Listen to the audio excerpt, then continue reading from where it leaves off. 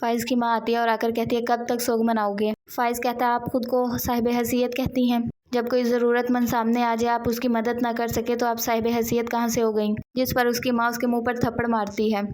حریم کی ماں کی طبیعت بہت زیادہ خراب ہو جاتی ہے۔ اس کے ابو کہتے ہیں چلو میں ہاسپٹل لے جاتا ہوں، یہ وقت گزر جائے گا، میں نہیں چاہتی میری وجہ سے میری بیٹی کی خوشیاں خراب ہوں۔ کوئی بات نہیں، میں ٹھیک ہو جاؤں گی، آپ پریشان مت ہوں، آپ جیسا شوہر اور نیک اولاد ملی میرے لیے اتنا ہی کافی ہے، صحت اور دولت تو قسمت کی بات ہے۔ فائز کی ماں آتی ہے اور کہتی ہے کہ مجھے تمہیں تھپڑ نہیں مارنا چاہیے تھا۔ فائز کہتا ہے کہ آپ نے تھپڑ مارا، مجھے اس بات کا کوئی دکھ نہیں۔ اس کی ماں کہتی ہے تم اپنی بھابھی کے سامنے میرے ساتھ بدتمیزی کر رہے تھے، اس لیے مجھے غصہ آ گیا تھا۔ فائز کہتا ہے کہ اگر اس گھر میں سچ بولنے کی قیمت تھپڑ ہے تو میں کھاؤں گا۔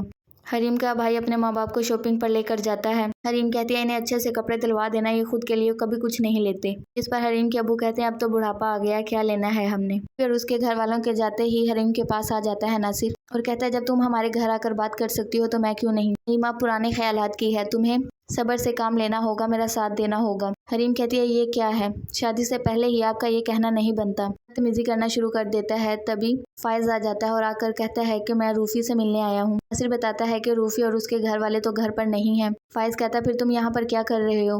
جس پر وہ کہتا ہے کچھ راز کی باتیں ہوتی ہیں بتائی نہیں جاتی۔ فائز کہتا ہے تم اس گھر کے داماد بننے والے ہو اور کیسی باتیں کر رہے ہو؟ روفی کال کرتا ہے اور کہتا ہے کہ تم نے شادی میں ضرور آنا ہے۔ فائز کہتا ہے میرے گھر والوں نے تمہاری مدد نہیں کی، اس بات پر میں بہت شرمندہ ہوں۔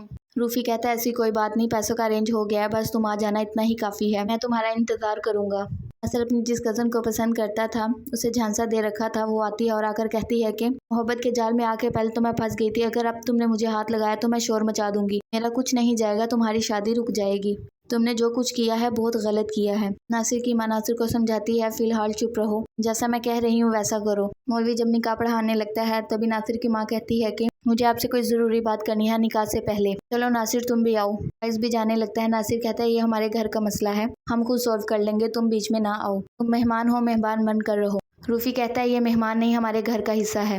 ناصر کی کزن آ کر کہتی ہے آسمان سے زمین پر گرنے والا ہے ناصر۔ حریم حیران ہو جاتی ہے کیسی باتیں کر رہی ہے۔ تبھی ناصر کی بہن کہتی ہے کہیں تو چپ کر جایا کرو، جس پر ناصر کی کزن کہتی ہے چپ رہ کر ہی تو یہ سب کچھ دیکھ رہی ہوں۔